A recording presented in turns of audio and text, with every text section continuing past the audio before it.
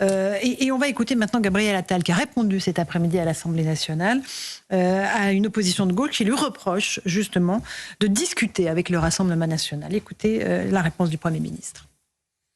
Allez-vous faire un pacte politique avec ce groupe qui siège au Parlement européen avec l'AfD, qui a élaboré un plan de remigration des personnes étrangères ou allemandes d'origine étrangère? La question est simple, vous avez un choix. Ici, vous avez 151 députés républicains. Vous pouvez travailler avec nous. Mais la vérité, c'est que les écologistes et la gauche, nous sommes aujourd'hui seuls à faire barrage au Rassemblement national. J'avoue, Madame la Présidente, avoir du mal à comprendre ce que vous me demandez. Est-ce que vous me demandez, lorsqu'une question au gouvernement est posée par un groupe politique avec lequel je suis en radical désaccord, de ne pas leur répondre? Est-ce que vous demandez à mes ministres, lorsqu'un amendement est proposé par un groupe parlementaire avec lequel je suis en radical désaccord, de ne pas leur répondre? Madame la Présidente Châtelain, ça n'est pas ma conception de la démocratie parlementaire, ni du respect qui est dû aux parlementaires. Et Madame la Présidente Châtelain, j'ai d'autant plus de mal à comprendre vos critiques et ce sur quoi vous m'interpellez aujourd'hui, que j'ai observé, comme chacun ici et comme beaucoup en dehors de cet hémicycle, un certain nombre de faits depuis maintenant plusieurs mois ou plusieurs années. Sur quelle voie comptez-vous lorsque vous présentez des motions de censure pour faire tomber le gouvernement, Madame la Présidente Châtelain? Voilà Gabriel Attal, et vous avez entendu au début de l'intervention Cyrielle Châtelain, donc député écologiste de l'Isère. On est sur une espèce de dichotomie, Louis de Ragnel. Il y a une injonction à ne pas discuter avec le Rassemblement national de la part de la gauche. Oui, alors venant de la part de cette gauche-là, c'est quand même assez étonnant. Je trouve que Gabriel Attal a une réponse assez brillante parce qu'elle est imparable.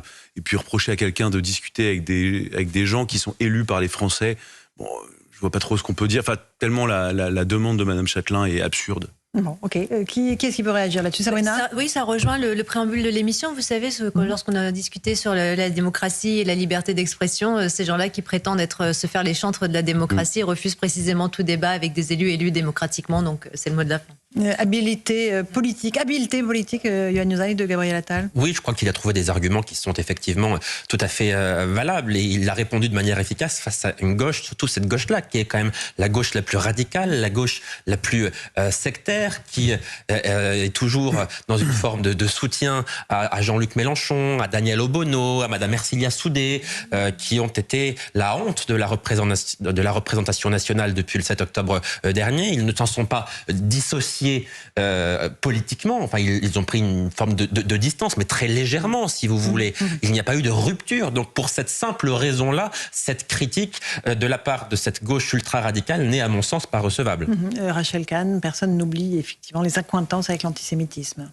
Oui, et bien avant le 7 octobre, ça a commencé voilà, exactement, notamment les Verts aux journées d'été, ils avaient donné le là de cet antisémitisme compatible avec leur... En invitant un rappeur qui s'appelle Medine. Qui vous avait insulté. Absolument. Donc déjà, lorsqu'on se dit en plus écologiste, donc l'écologie normalement c'est quand même basé sur la diversité, la biodiversité, mais pas celle des opinions. Non, surtout pas celle des opinions. Non. On est pour la liberté des opinions. Allez, 18h31, l'heure du rappel des titres de l'actualité sur CNews et sur Europe 1 avec Mickaël Dos Santos.